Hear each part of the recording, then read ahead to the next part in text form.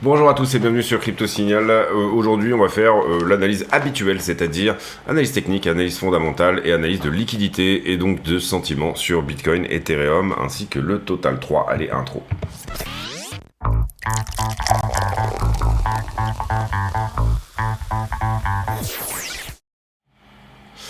Alors, on est là sur le BTC en daily, un petit peu comme prévu, la zone des 65 a du mal à passer.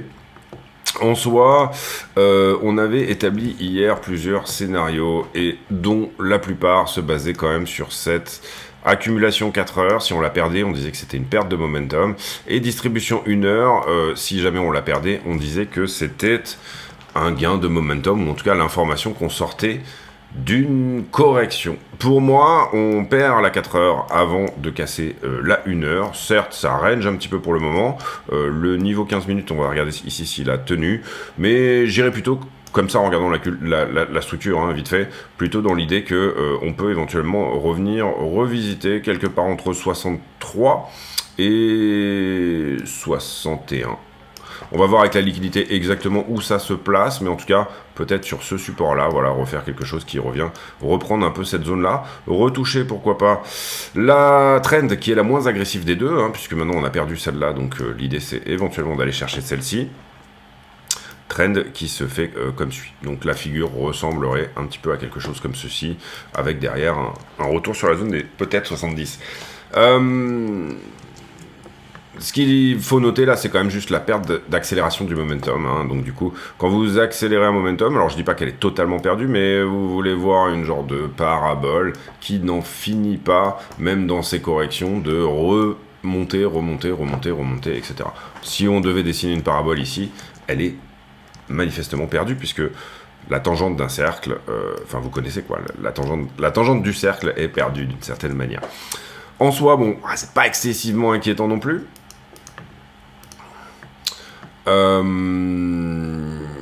Et on va dire qu'il semblerait en tout cas que sur la 15 minutes, je sois en train de péter quand même quelque chose. Ici. Donc soit on a un mouvement A, B et C. Donc intraday, on va dire que ça peut encore pousser un petit peu en haut. Quand je regarde les 15 minutes qu'on avait mis en avant hier, bah déjà je serais obligé de décaler un tout petit peu celui du bas, quelque part par ici. Et du coup, je perds un peu la touchette avec ça, donc ça me plaît moyen, donc j'aurais plutôt tendance à le mettre en 1 heure du coup. Ici, et 1 heure. Donc ce support 1 heure là a tenu. Mais attention, on a perdu le 15 minutes qu'on avait mis en avant. Et derrière, je viens de péter quand même le 15 minutes qui est en haut. Et je suis finalement allé visiter un petit peu le 1 heure qui était au-dessus. Voilà. Pour le moment, on a une forme de compression, je dirais, en 1 heure qui se compose comme suit. De belles chances de latéraliser, hein, quand même.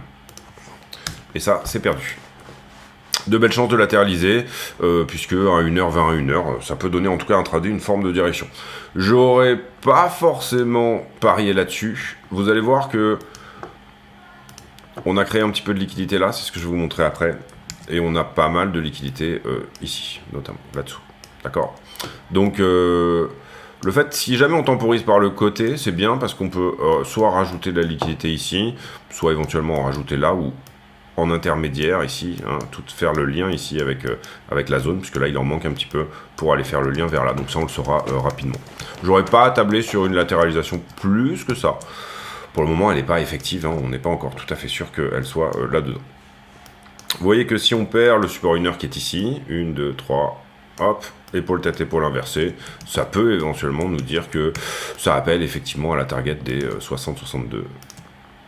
Si on perd le support 1 heure, voilà, on est typiquement sur la target 62 400. Voilà pour BTC.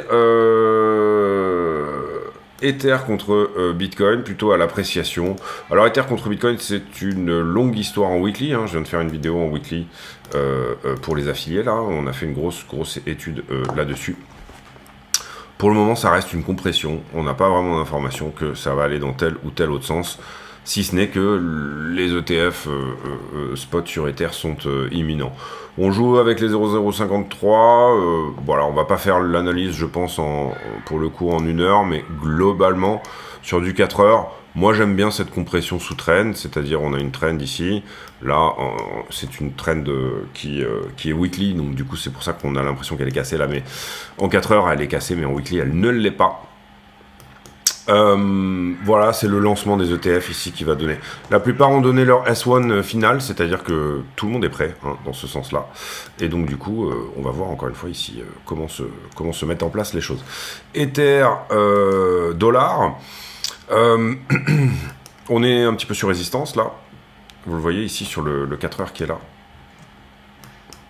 J'ai tenu mon support en 4 heures ici et on est un petit peu sur résistance sur le 4 heures qui est à peu près par là. Si ça passe, ça devrait accélérer. Si ça passe pas, en revanche, ça devrait corriger plus, hein, tout simplement. Alors, il n'est pas super joli en 4 heures, mais on va le garder comme ça, c'est pas grave. C'est bien. Donc, Ether en ce moment, je trouve pas que ça soit moche. Ça a plutôt l'air impulsif. Là, ça fait sa correction et ça pourrait péter le 4 heures ici vers le haut. La question étant, quelle sera la teneur de la correction? Est-ce que j'ai besoin de retester la distribution qu'on vient de péter hein, et pour repartir ensuite ou pas? Donc voilà, on va voir ici sur Ether BTC, encore une fois, c'est le Fonda qui va donner la direction. Donc suivez bien les news. Dominance altcoin, pardon. Dominance altcoin, on a le sentiment qu'on n'est pas loin de péter ici la distribution en daily sur les altcoins, je trouve. Par contre, il n'y a pas le caractère impulsif de la cassure. C'est-à-dire pour le moment, vous voyez que ça refuse vraiment autour des 20 et quelques pourcents de dominance sur les alts. Ça refuse d'aller plus haut. Et de revenir par exemple à 22-23%. Je l'ai beaucoup expliqué sur le weekly, hein, sur les alts. Je vais quand même refaire un point pour... Moi, je l'ai déjà fait en fait ce point. Mais globalement, ici, la direction c'est de se dire, est-ce que je fais la même chose que ça? C'est-à-dire impulsion, correction, impulsion, je retourne à 12%. Impulsion, correction, je retourne à 12%. Ou alors, est-ce que je suis sur une structure de retournement qui me donne mon W et qui me donne tout simplement un endroit et que finalement ma correction c'était ça en ABC. Le support est propre, bon surtout si on estime que ça c'est une grosse déviation, le support est quand même assez propre je trouve au 19%. Les alts ont une place différente que ce qu'elles ont pu avoir par le passé, on voit clairement que les alts refusent d'aller à plus de 35% de dominance pour le moment. Et on voit clairement que les alts ont quand même quelque chose autour des 20% de dominance qui résistent. Ici, c'est qui tout double. Si je peux donner du crédit à la thèse que la correction est finie et qu'elle était là, et que là, donc du coup, on est plutôt sur quelque chose qui va nous donner un range de retournement, c'est que ça, c'est très impulsif, ça, c'est très correctif, ça, c'est très impulsif. On a plus l'impression que ça, c'est impulsif, ça, c'est correctif. Et ça, on sait pas, voilà. Mais en soi, ça s'est fait, je le regardais dans la vidéo affiliée, quand j'ai fait la vidéo affiliée, à peu près 180 jours, hein, cette descente-là, la première. Ici, la deuxième descente, c'est plutôt 800 jours. Donc, c'est pas du tout le même type de time frame, de correction, etc. Ça, c'est beaucoup plus impulsif que ça ne l'est, d'accord? Ici, l'impulsion, elle est là. Donc, voilà, c'est la question un peu, est-ce qu'on n'aurait pas un truc de derrière les fagots qui se prépare? Vous voyez ici que ça flush avant de repartir en alt season. Est-ce que ça va flush sous le support également? C'est un peu la question. Voilà, pour le moment, je touche pas trop, moi. Mais en tout cas, pour revenir à la daily, qui est peut-être potentiellement en train de péter, je parle de celle-ci, la distrib qui est là-dedans, j'ai pas la bougie verte qui me dit que c'est effectivement une cassure qui vient chercher, beaucoup plus haut. Donc voilà, pour le moment, pour moi, c'est plutôt un rejet. Stablecoin dominance, on va pas le faire aujourd'hui, je l'ai fait pour les affiliés. Si vous voulez vous affilier, vous n'hésitez pas, vous cliquez sur le bouton rejoindre sur la vidéo, ou alors vous créez un compte Bluffin dont vous postez l'UID, le numéro d'ID sur le Discord, dont le lien est en description de la vidéo. Donc deux possibilités d'avoir les vidéos affiliées, soit via YouTube, soit via le bouton rejoindre sous la vidéo. Ouais, je pense qu'on a fait le tour. BTC Dominance, on en a parlé hier. Stablecoin Dominance, on va pas le faire aujourd'hui. Donc on va passer à la news. Alors la news, pour moi, elle est pas énorme en ce moment. Ici, il y avait des rumeurs d'attaque, donc d'infarctus pour Xi Jinping. À voir si c'est reconfirmé ou pas. Mais il y a... Il y a des choses sur Twitter qui le disent. C'était hier soir. Je ne sais pas ici si ça a été reconfirmé derrière. Donald Trump qui dit que Jamie Dimon a changé son avis sur la crypto. Jamie Dimon est une sacrée girouette, un sacré petit loulou, on va dire ça comme ça, qui souffle le chaud et le froid en permanence sur la crypto. Il pourrait devenir secrétaire du Trésor. Il est pressenti peut-être du côté de Trump. Comprenez bien que c'est...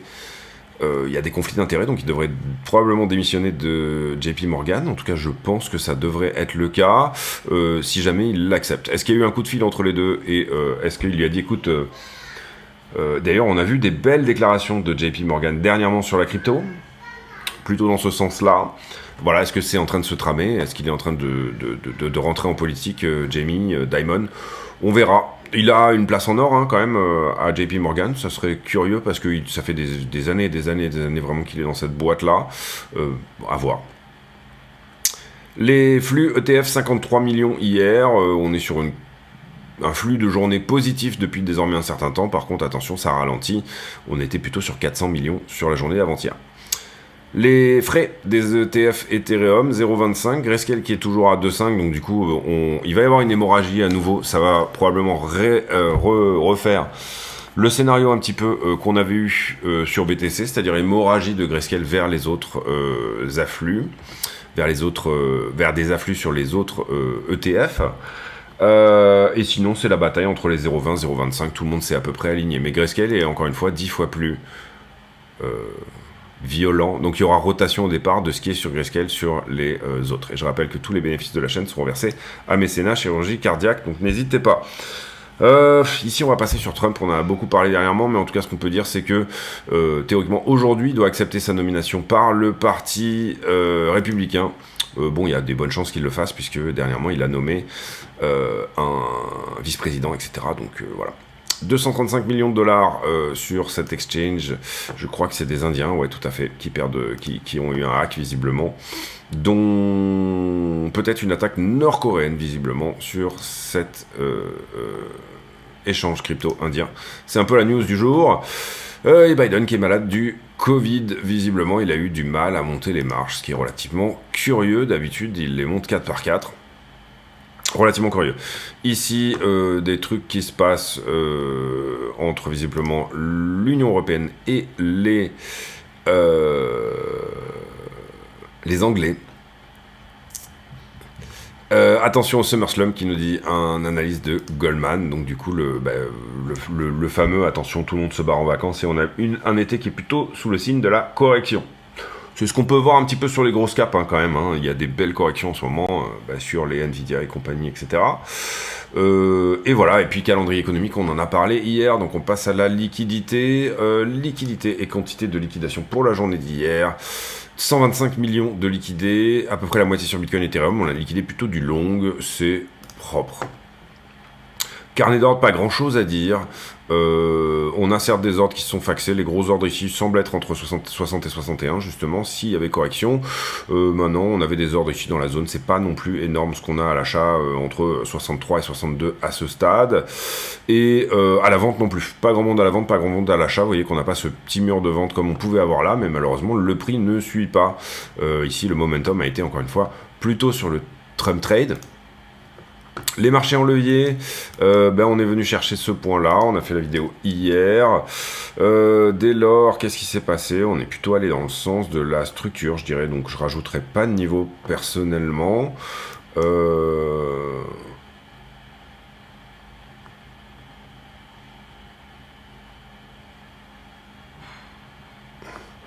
bon, je rajouterai pas de niveau. Ok. On sauvegarde ça, tac, et puis on va voir sur iBlock. Alors sur iBlock, c'est toujours la même idée. On a une belle poche de liquidité qui trouve sa source à peu près à 62 000 $. Ce serait étonnant de ne pas la prendre. On la voit aussi sur la One Week ici. Même chose, 62 000 $, belle poche de liquidité. Si des gars veulent jouer le long,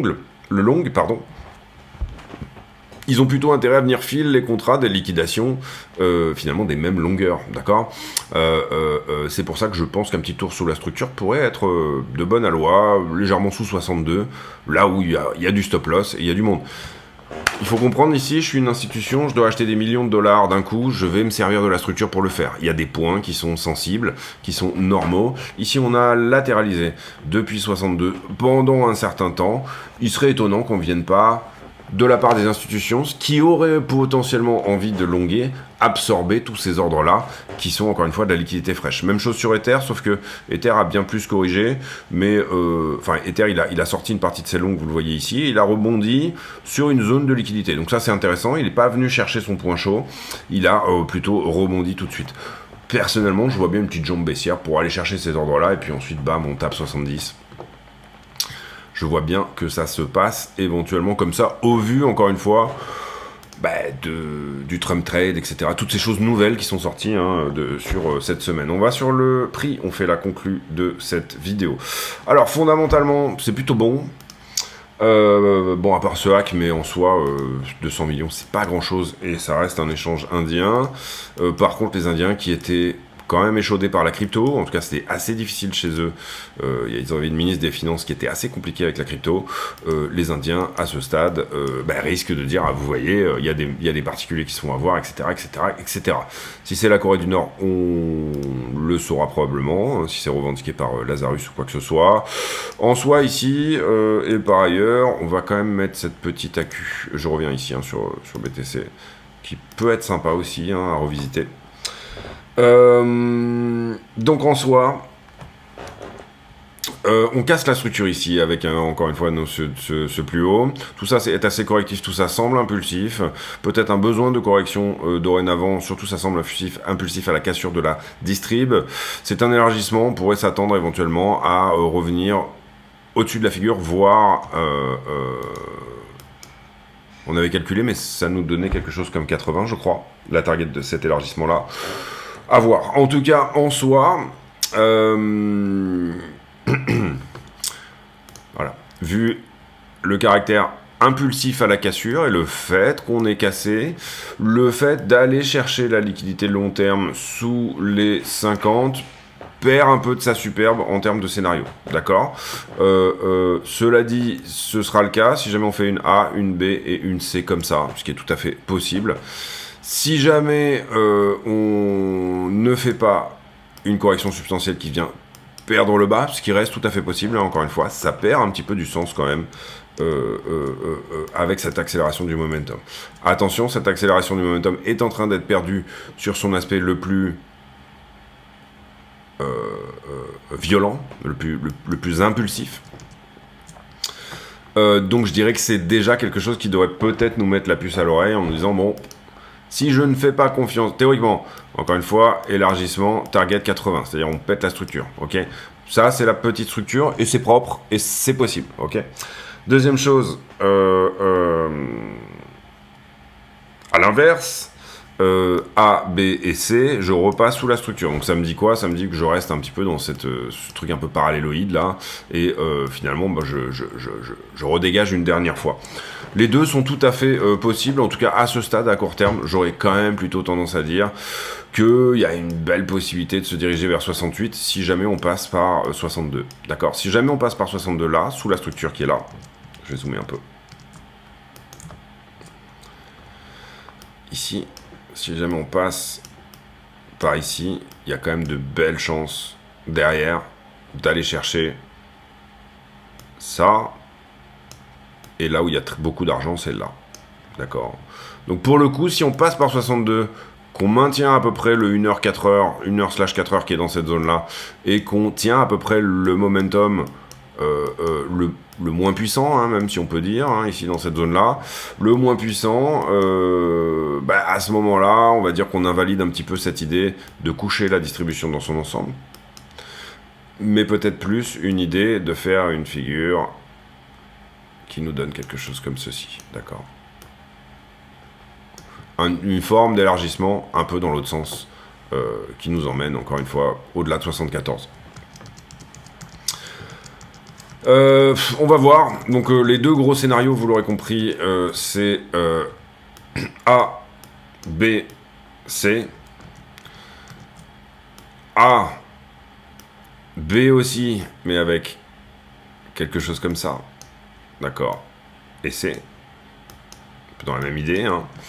Ou alors cassure du flag, et on dégage, on va à 115, 115, 120, peut-être 150, en tout cas, voilà, 90 assurément, si on casse cette distribution-là, d'accord, 90, 95, j'y crois beaucoup, si on arrive à péter toute cette distrib-là en cours.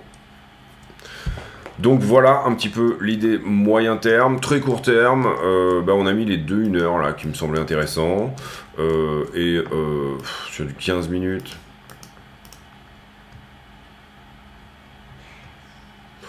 ouais, globalement sur du 15 minutes c'est soit structure de retournement ici, ETE, donc je viens là, donc ça va dans l'idée de ce que je vous disais, venir nettoyer la liquidité sous ce niveau, plutôt vraiment le scénario que je privilégierais pour la journée, les 2-3 jours qui arrivent, hein. Soit ça tient le niveau ici, donc on est en train de réaccumuler. Ceux qui avaient joué leur carte ici sont en train de la rejouer encore plus haut. D'accord. Au lieu de revenir refil des ordres dans cette zone-là, hein, je vous expliquais tout à l'heure, une institution elle a besoin d'endroits où refile des ordres. Et comment dire, à ce moment-là, le passage sous la structure il s'est fait ici, là. Et la petite structure, elle était là, d'accord. Donc en l'occurrence ici, ça repart plus haut. Personnellement, ici pour moi ça c'est impulsif, ça a l'air correctif, surtout si on en perd la ligne du bas. Donc ça peut être l'annonce que on a quelque chose ici en correction qui se prépare, d'accord. En soi, si vous perdez la Q qui est là, peut-être que jouer ça est intéressant, à minima jouer ça. 64 vers 62, très intéressant. Et en soi, en revanche, s'il y a une accélération du momentum et qu'elle n'est pas perdue, à ce moment-là, on partira plutôt dans l'idée que on essaye de rattraper ce momentum-là, hein, à minima, d'accord. Donc on va bouffer la liquidité jusqu'à 68. Voilà les amis, j'espère que cette vidéo vous a plu. Si c'est le cas, n'hésitez pas à le dire. Si vous souhaitez vous affilier, les vidéos sont beaucoup plus longues. Celle d'aujourd'hui, elle a fait 57-58 minutes. Il y a déjà 217 vidéos qui sont sorties pour les affiliés. Je les remercie de leur confiance, parce que c'est vrai que j'en ai pas tout le temps sorti, j'ai beaucoup réfléchi le concept. Je pense que le concept va se tourner vers du live dorénavant pour les affiliés, c'est-à-dire que ce sera plus simple pour moi d'enregistrer un flux directement et de mettre le replay, enfin je vais essayer en tout cas, de mettre le replay directement sur YouTube en vidéo privée. Je pense que ça sera plus simple, et puis ça permettra aussi aux gens d'interagir. Aujourd'hui, on a fait du weekly sur BTC dans les affiliés. Demain, je pense qu'on fera des altcoins, peut-être des grosses caps. On fera, je pense, voilà, que des grosses caps, c'est-à-dire les Solana, XRP, etc. Les trucs assez gros pour éventuellement présenter de l'intérêt en support monthly et pour une première rotation qui pourrait éventuellement être intéressant. Et on m'a demandé 2-3 alts aussi que je ferai dans la foulée, notamment TIA, etc. Toutes ces choses-là. Je vous laisse là-dessus. J'ai pour habitude en fin de vidéo de poser une question à la con, c'est-à-dire une question qui n'a rien à voir avec le prix du Bitcoin, mais qui nous permet de converser de choses et d'autres. Et la question du jour, elle sera sur... Tiens, la domotique, est-ce que vous avez chez vous du Google Assistant, du Alexa, ce genre de choses? Est-ce que vous fermez vos volets avec la voix, etc. Moi, je m'y suis mis il y a de ça quelques temps. Petit à petit, j'essaye de... Parce qu'en fait, on a de plus en plus de choses en Wi-Fi, donc c'est dommage de ne pas en profiter. Petit à petit, j'essaye de, entre guillemets, me former sur ce genre de trucs. C'est vrai que ça peut être pratique dans certains sens. Voilà, notamment pour vraiment tout ce qui est volet, alarme, etc.